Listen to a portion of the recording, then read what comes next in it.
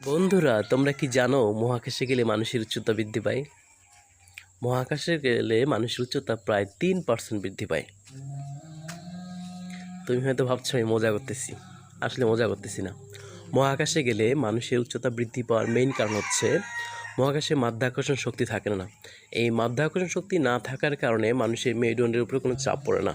যখন মানুষ পৃথিবীতে থাকে তখন মাধ্যাকর্ষণ শক্তির কারণে মানুষের মেরুদণ্ড কিছুটা সংকুচিত হয়ে যায়, এবং যখন মহাশূন্যে চলে যায় তখন দেখা যায় কি সেখানে মাধ্যাকর্ষণ শক্তি না থাকার কারণে উচ্চতা ধীরে ধীরে বৃদ্ধি পায়, এবং সেটা প্রায় একজন 6 ফিট মানুষের জন্য 2 ইঞ্চি পর্যন্ত হতে পারে।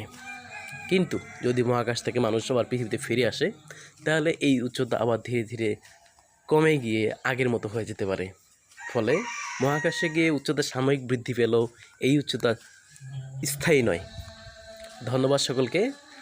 আমার চ্যানেলে যদি নতুন হয়ে থাকো সাবস্ক্রাইব করবে। আসসালামু আলাইকুম।